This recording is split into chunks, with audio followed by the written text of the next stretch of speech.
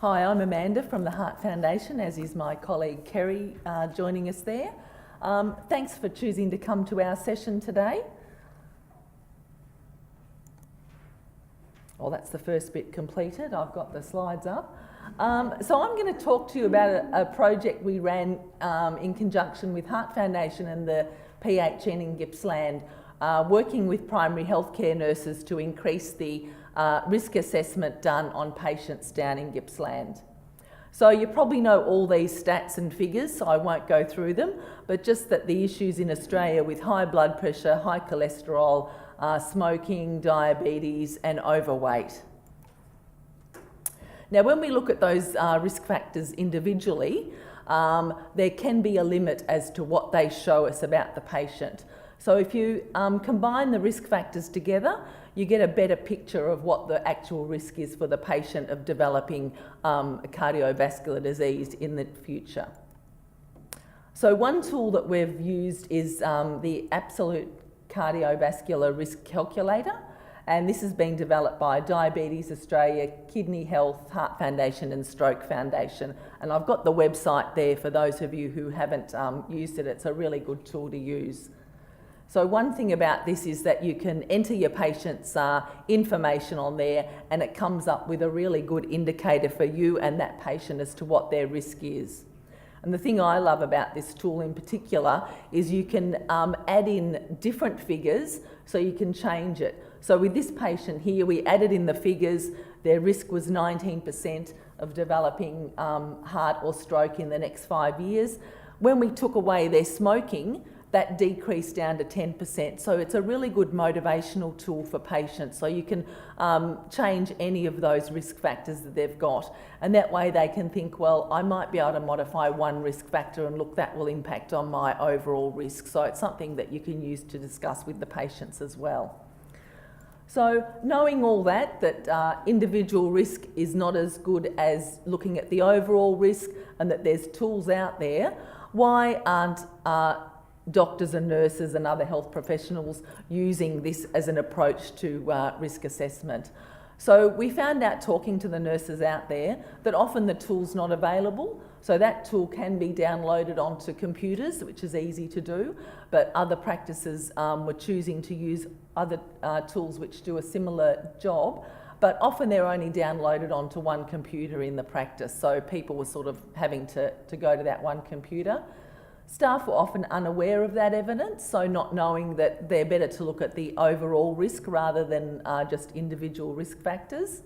Time, and we all know what that's like. We're all trying to get through as many patients as we can. There's always a backlog. There's never time to do these additional things when you've got a patient in front of you. Cost, and working out how we can get this on the Medicare items, and also for practices that aren't bulk billing, how they can manage to get enough cost to cover their costs there, and not being opportunistic, so not looking at which patients would benefit from having this and taking the opportunity while they're in front of us to do these tests. So we worked with the Gippsland Public Health Primary Care Network and developed up a way that we could work with the practices down there. That's just some of the ways that we went to developing the partnership there. And so we developed the Nurse Ambassador project. And the purpose of this project was to grow expertise and confidence in the primary care nurses to champion integrated health checks down in the region. And so we wanted to improve their skills, knowledge and confidence in delivering this assessment. So often it's just that people don't feel confident, they need to practice a few times before they do it, they need to understand why they're doing it, what they're actually doing, how to use the tool itself, and understanding that by using it you can assist patients to understand their own risk, and that way empowering and motivating them to make some changes and help them to set up their management plan. And also to ensure that the absolute risk assessment and management becomes an everyday part of practice. So rather than just taking patients' blood pressures and looking at that, looking at it as a whole with the cholesterol levels, their risk of diabetes and other things as well. So the model that we used had been used previously with hospital nurses in Victoria, and we found it was very successful. So this time we partnership with the Gippsland PHN, and it's been so beneficial to have them on board for the local knowledge and also for the connections with the practices down there. So we send out expressions of interest to practices in the area to say why they'd like to join the program. The nurses selected, so we selected 6 practices who all sent a nurse along for the initial study day.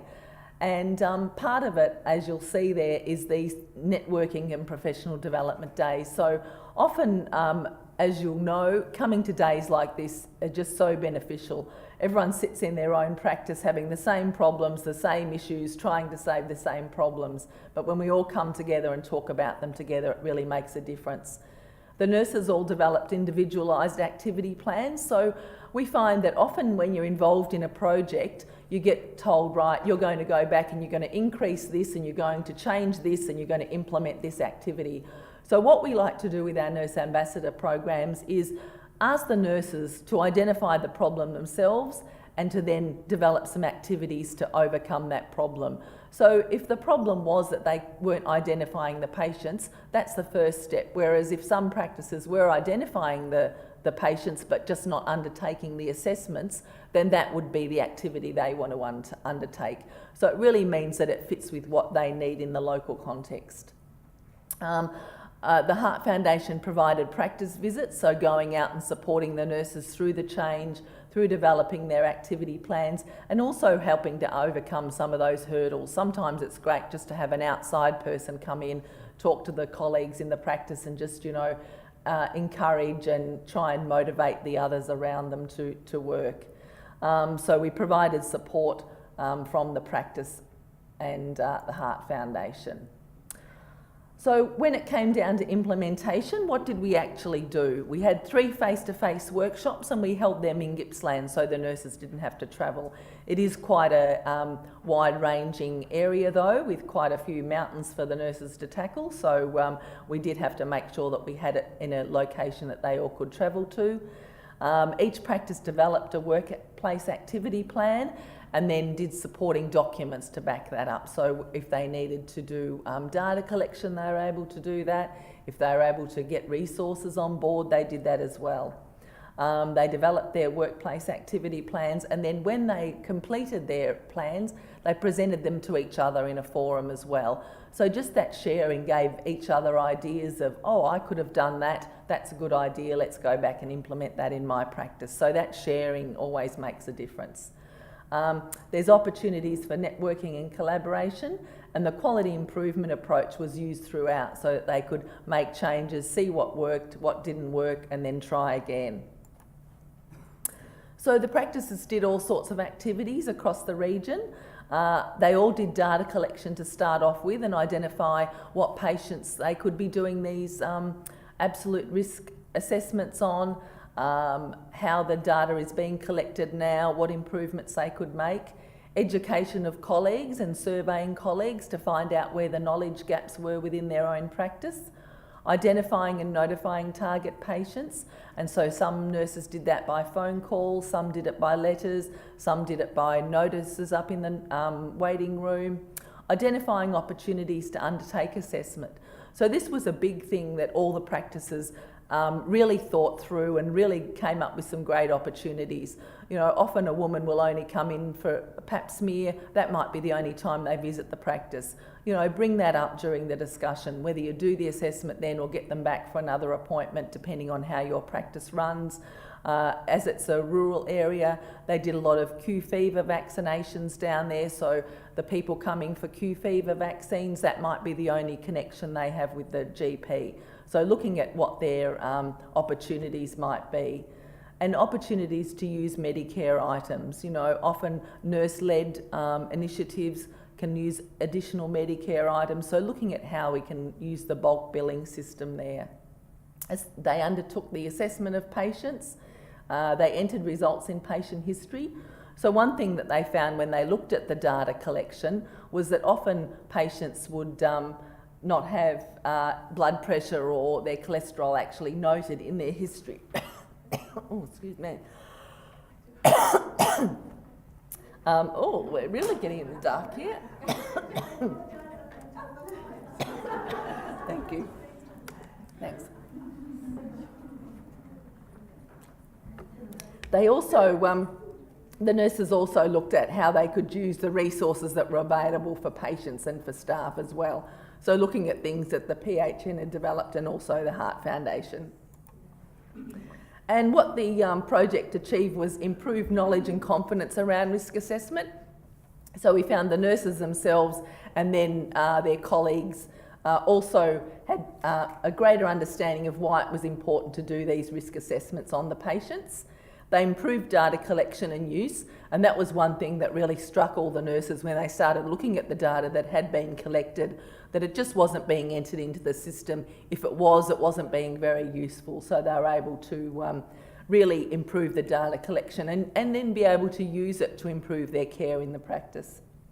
They looked for different opportunities, and as I said, they had the Q fever clinics, back clinics, so sometimes a patient would come in with back. One clinic looked at, you probably all had similar instances where with the codeine being taken off the shelf, more patients were presenting for codeine scripts and pain management. So looking at doing risk assessments on those patients as well.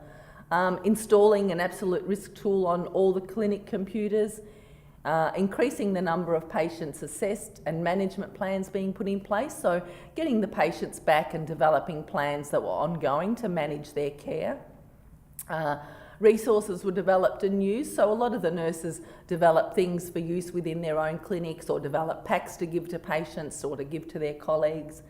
And the nurses obtained skills broader than just doing the clinical side of things, but how to do planning, auditing and reporting when it came to project management, and guidelines were developed within each practice of which patients they would decide on and then what they would do with the high risk patients that had been identified.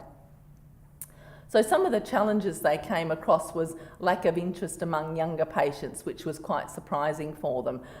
It's recommended that the tool be used on patients over 45 or over 35 for Aboriginal and Torres Strait Islander patients.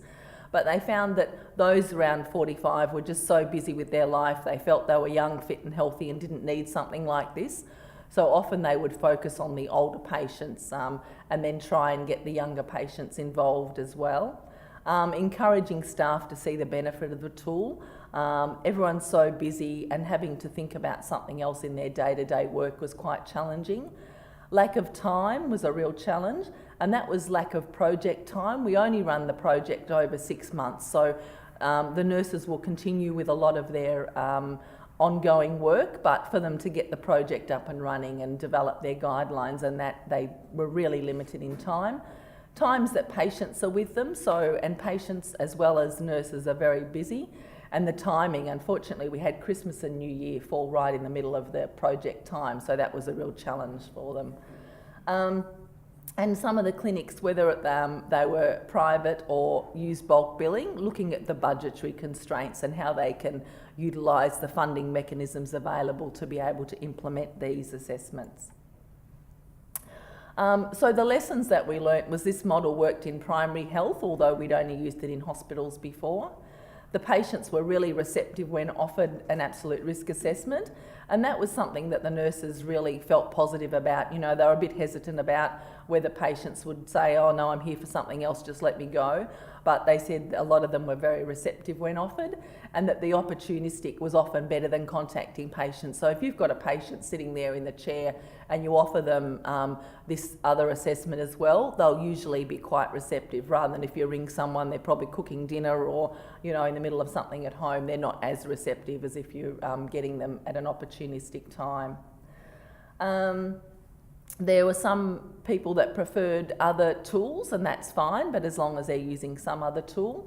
The documentation of risks impacted on reporting, so they were now able to have that it really impacted on the way they could look at their histories, the way they reported the risk rather than just look at one risk factor.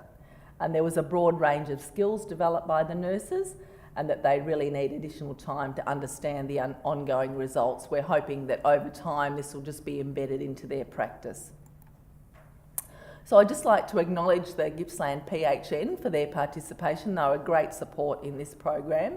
The staff selected from the practices, so you can see the nurses there getting their certificates at the end, the wonderful nurses themselves, and all the patients who participated. And just there's a map of Gippsland for those of you who don't know where it is in Victoria, so right along the southern coast there. And thank you, and happy International Nurses Day to everyone.